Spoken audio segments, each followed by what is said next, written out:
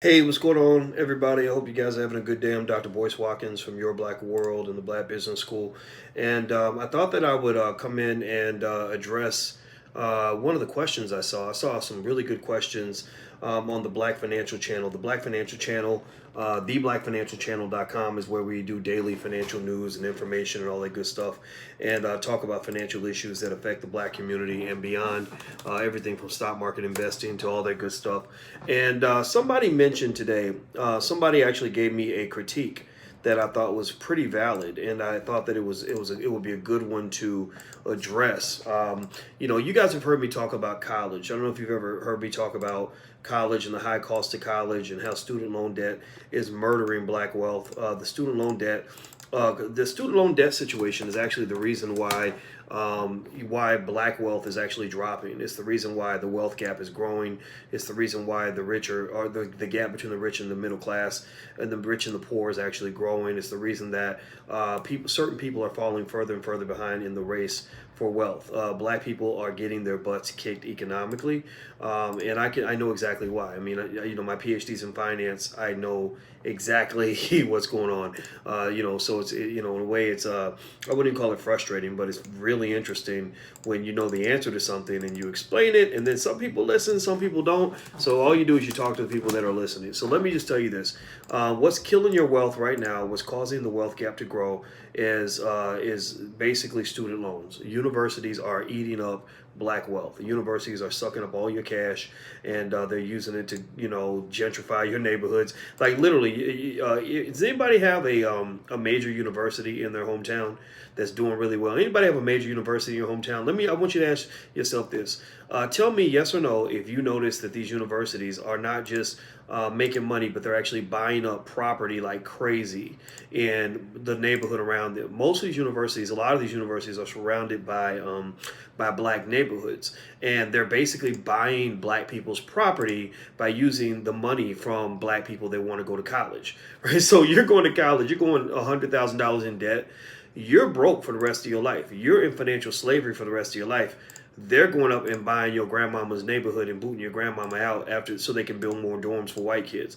That's what's going on. We're sending the best athletes in the world to go play college basketball and all that stuff, and they're literally lining their pockets with this wealth being made off these athletes, about $1 billion a year, and that money is being used toward other stuff. It's not being used to the things for the black community. So anyway, shout out your city. Hit the thumbs up button, please. Please hit the thumbs up button. Also, shout out the city that you're from. I always like to see what city everybody's from. Please shout out your city. I see University of San Francisco. University of Memphis is in the middle of Orange Mound, a historically black neighborhood. Yeah, that's true everywhere. When I was at Syracuse University, they were in a black neighborhood. The University of Louisville, where I'm from, is in a black neighborhood. It used to be black. I mean, it's getting gentrified now. What are some others? Yale University's in the middle of the hood.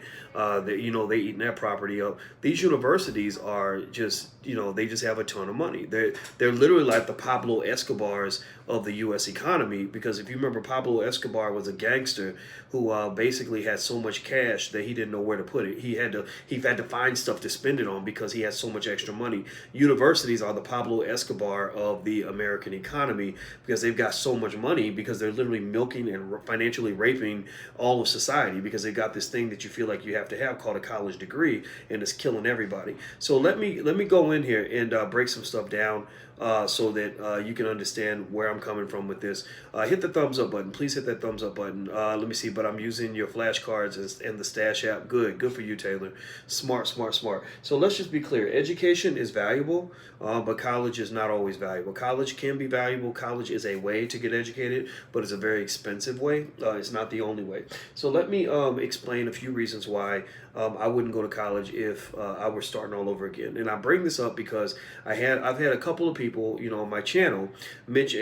I look at your questions. I can't see everything, and then some of the people that are just pure hate, and I don't pay attention to that stuff. That's stupid. When you're doing it, when you're successful, you're gonna have haters. But every now and then I'll see somebody come in and they'll make a legitimate point. And the point they were making was, they said, "Boyce, why are you telling people not to go to college when you have a PhD. The reason that you are a financial expert and can teach your financial expertise is because you have a PhD. Well, first thing I'll say is I've never told anybody not to go to college. Yes or no? Does anybody know me well enough to know that one thing I do not do is I do not tell people what to do? I believe in intellectual freedom. I'm not here to tell you what to do. I'm not here to say, oh, you must do this and you must do that. I'm here. I might give you, I'm an advisor. I might give you advice. I might say, well, this is what I'm going to do, or this is what I think you want to look into, but I don't tell you what to do. Even with voting, I had a lot of people accuse me of telling black folks not to vote. And I said, I never told anybody not to vote. You go find a video where I ever told black people not to vote. I never said don't vote. I said vote if you feel that it helps you, and don't vote if you do not feel that it helps you. Do what you want to do. There's so many people that have a vested interest in telling black people what to do that they get upset when you give black people just freedom of choice, when you encourage them to make the decision that's best for them, because they know the truth. They know that if black folks sit back and say, is this really helping me? they know that they might come to the wrong conclusion, and that's what scares you, is that they're gonna realize they're getting played. Is this a live recording? It is a live recording, but it really shouldn't matter, Norris. So I wouldn't pay attention to that, because most of the time I don't get to answer the questions anyway. But even if it wasn't live, thank you, brother. I appreciate the kind words. Thank you. But don't worry about it if it's live. That's not an issue. That's not the issue. The issue is what we're discussing. So let me say this. I don't tell anybody not to go to college, but what I will say is that if I were to do it over again, I have a PhD in finance. Yes, I was in school, and it's a real PhD. It's not one of those weekend doctorates people get, or one of those internet PhDs. Like, this is a real PhD that took a lot of time to obtain. I was in school. I finished school officially when I was 31 years old, and that was a long time to be in school, but it was hard as hell. A decade, imagine a whole decade of literally studying 7 to 10 hours every single day, 7 days a week, year round, including Christmas. I studied on Christmas Day. I would study 8 hours a day on Christmas. That's why I get this consistency in my work ethic, because that's just how I came up. I would sit next to these Russian students and Chinese students who were on top of their game, and I learned that's when I learned that we have weaknesses in our own culture that we need to fix. African American culture does not breed academic intensity. It breeds athletic intensity. It breeds intensity when it comes to performance, entertainment, step shows, and all that. But when it comes to academics, we're happy if somebody graduates or somebody makes good grades, but I don't think that we push the way Indian students push, Indian families push their kids. That's why you see in the National Spelling Bee, there's a lot of black kids out here in these spelling bees that, or black kids that could be in the National Spelling Bee, but it's the Indian kids whose parents actually pushed them to that highest level, right? So anyway, so it was very, very hard. It took a long time to get there, and I do use my doctorate as much as I can to help my community. But here's the thing: I don't, when people ask me like, well, should I go get a PhD like you? I say, well, if that's something you really want to do, I'm not going to tell you don't do it, but I will say that you need to tell me what it is that you want. So if they say something like, well, I want to make a lot of money, I say, well, that's not the best way to make a lot of money, because there's, you're going to have to go super deep in debt, and scholars make decent money, but there's a lot more money you can make as an entrepreneur. And then if they say, well, I want to do what you do, I want to help my people and speak to the world and teach and all that, I say, yeah, but you could probably do that without getting a PhD. You look around, Dave Ramsey does not have a PhD. Dave Ramsey is one of the best known financial experts on the planet. Susie Orman is one of the best known financial experts on the planet. She does not have a PhD. There are lots of the budgetnista, Tiffany Aliche. She does not have a PhD.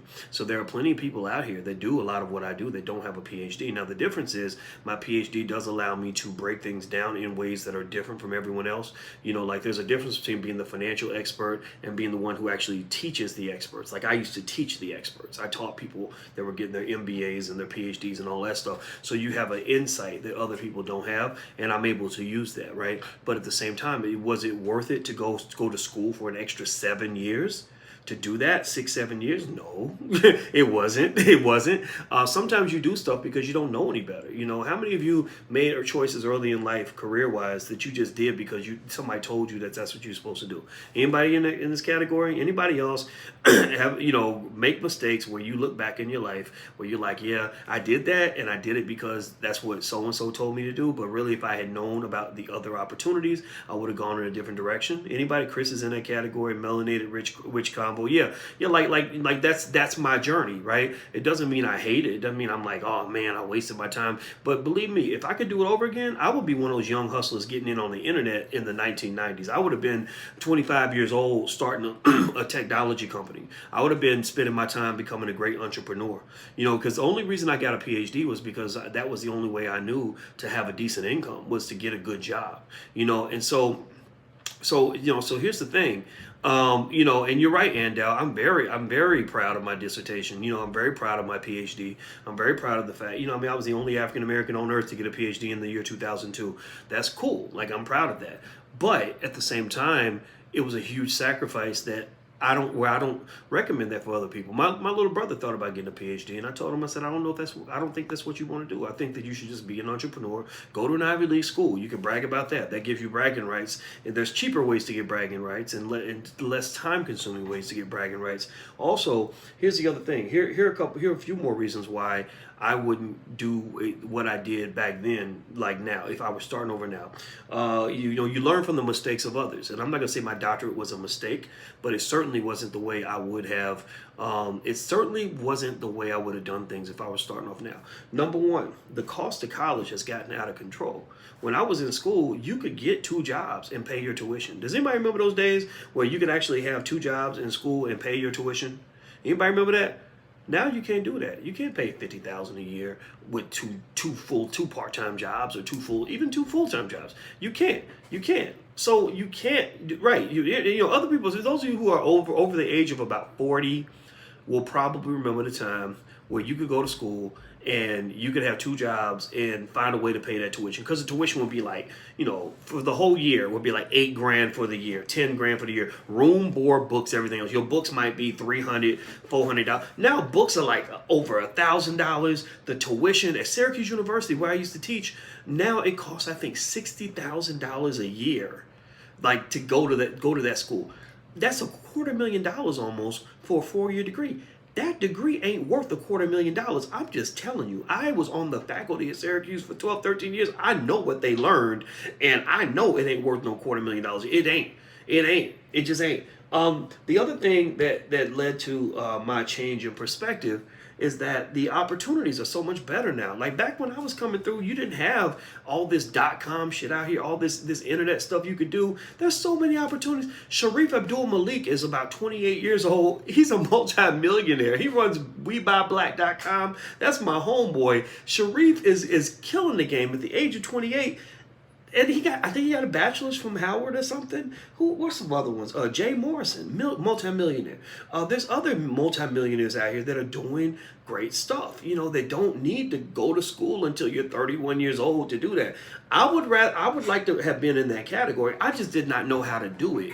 And also in the 90s, this stuff wasn't as big as it was. I didn't have the vision to know what was there. And again, I didn't have a lot of guidance. I didn't have a lot of mentors. So I just did what I thought was next. Because where I came from, I grew up in the, tell me if anybody else grew up in this model, this whole go to school, work hard, get a good job model.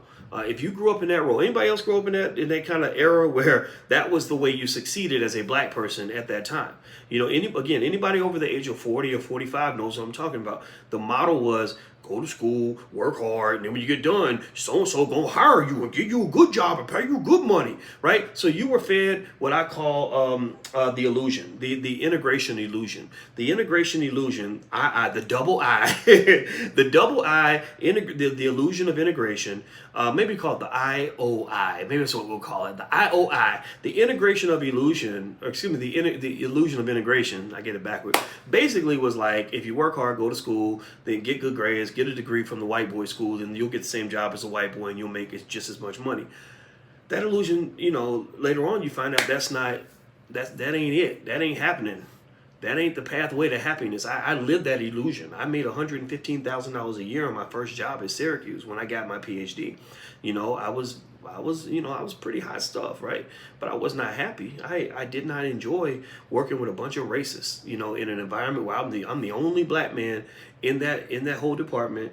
Don't nobody understand me. I don't understand them. I don't understand the culture. They don't like me. I don't halfway like them. It was just ugly. I hated it. I had to leave. I don't know. Anybody else hate their job? Anybody else ever have a job where you hate it and you literally are like, this can't be life? Like, where you're like, this can't be, I'm a successful Negro? Is this what it feels like to be a successful black man? Because I don't feel successful. I feel miserable. This can't be success. And so a lot of us got there that illusion of integration, that whole work hard, get a good job model. And now we're learning different. Now we're learning that the whole idea of integration was, in theory, maybe it was good, but the execution was horrible.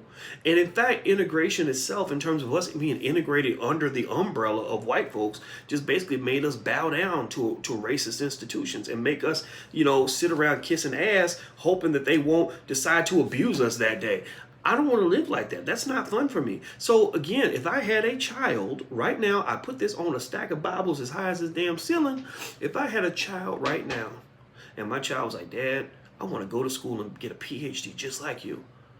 And if I knew that child wanted to be a free black man, I would say to him, son, don't do it. Don't do it. Here's what you do, son. I want you to go and we're going to sign you up for some program where you're going to learn how to be an entrepreneur. And you're not going to learn just from a college professor. You might learn from a professor, but I also want you to learn from people who know what the hell they're doing. I want you to learn powernomics. I want you to learn how to make money, because a black man needs to make money. As a black man in this world, money is your weapon. Money is your shield. Money is what will allow your testicles to remain attached to your body. If you don't know how to make money, son, women will not respect you. Your children will not respect you. And that white man that you bow into every day sure as hell ain't gonna respect you. So, son, I need you to get out here. I don't give a damn what credentials you get. If you know how to make money, that's the biggest credential you'll ever have in your life.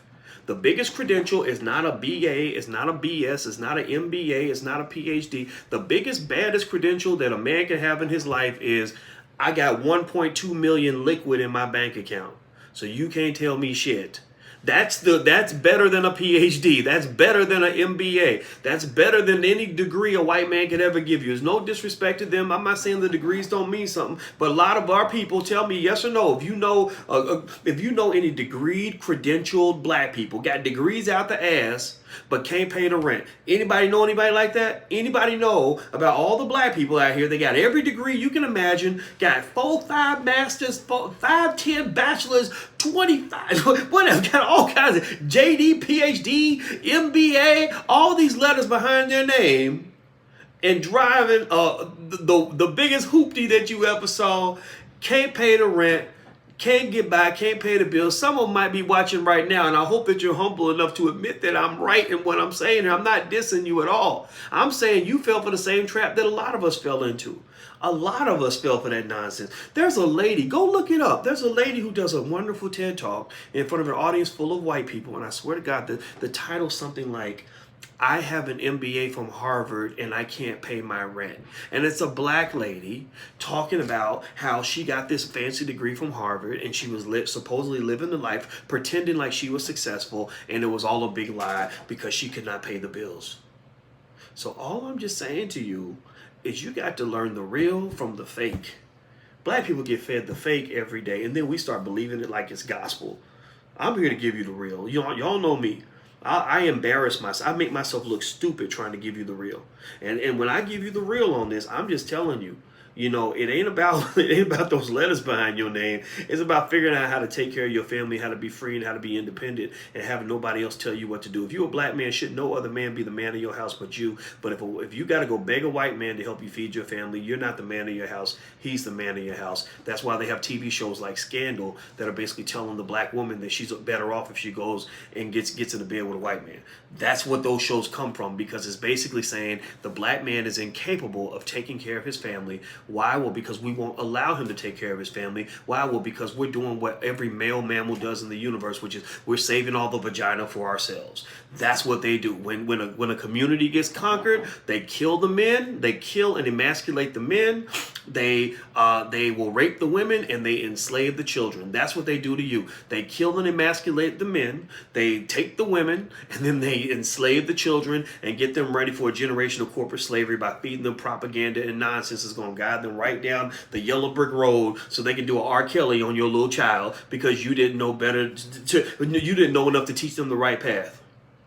Hit the thumbs up button. Please hit the thumbs up button. Please hit the thumbs up. I'm almost done. Hit the thumbs up button. Also, if you want a free e-copy of my book, It Takes a Village to Raise the Bar, go to drboycewatkins.net. That's drboycewatkins.net. Also, if you want to learn how to buy your first share of stock, you can actually get a free training on this. Everybody should be an investor. That's what I believe. You should go to blackmoney100.com, blackmoney100, blackmoney100.com. There's a free training there. All you got to do is sign up, and you get a free training on how to buy your first share of stock. It'll take you to Financial Juneteenth TV where the video is located. So there you go. All right, so what are some other things? Other factors as to why I wouldn't go to college now, or I probably wouldn't. One was the cost of college getting out of control. Two, there's a lot more opportunities now. Three, jobs and wages ain't what they used to be. Corporations used to take good care of people. They used to pay you good money. When I was coming out of school, there were great jobs you could get making good money. Now those jobs don't exist. That money is not the same. It ain't the same as it used to be. But even myself, I was on that borderline in terms of people that even today might be able to make college work. Like if I could keep my debt below, say, $30,000, and I'm majoring in a good field like engineering or accounting where I can get a good salary, then college can work out. But if you are borrowing $120,000 to get a social work degree, you might as well go ahead and just hand your family wealth over to your university, because you literally have moved your family backward on the generational wealth in the generational wealth race. I'm just telling you the honest to God truth. That's just what it is. And the other interesting statistic, because that proves my point, that makes the point that I'm sharing with you here, is that if you look at the data, half of all black college graduates never repay their student debt. They can't repay their student loans. They default. And a student loan default means bad credit. It means that you are significantly handicapped and crippled in the race to build wealth, because you can't do the things that a wealth builder does. It's very hard for a person who's defaulted on student loans to get credit to go buy a house. It's very hard for a person who's defaulted on student loans to go get a loan to go start a business, right? It's very hard for a person who's defaulted on student loans to have extra money to go invest in the stock market, things like that. It's very hard for a person who's defaulted on the student loans to quit their job and pursue their dream. That's why Robert Smith's gift at Morehouse was so important, because it cleared those young men and allowed them to run the race with 50 pounds taken off their back, so they can run a lot faster and go a lot further, whereas most college graduates don't get that luxury. So if you ever want to know, so that's my point. I wanted to just make sure I have some clarity on this, because I've seen people ask that question a lot. They're going to continue to ask that question. I know it's never going to go away. That's what it is. When you're talking to a few 100,000 people a week, you're going to have some people that ask the same questions, and it's okay. I don't even mind it. I'm used to it. It's the game. But I wanted to address that particular question because I think it is important that I explain, why I probably wouldn't go to college now. I just wouldn't. It would be a 50-50. It's not say I wouldn't do it, because I was in a field where money was good. Like I said, my first job, I made 6 figures. But if I was making half of that, or let's say, 70,000, 60,000, hell no, I wouldn't do it. Man, please. You know what I would do? The skill I would learn? Young people in here, if you're listening, pay attention, listen to me now. And if you know young people, do them a favor and have them watch this video. You know what I would do if I was a young person now?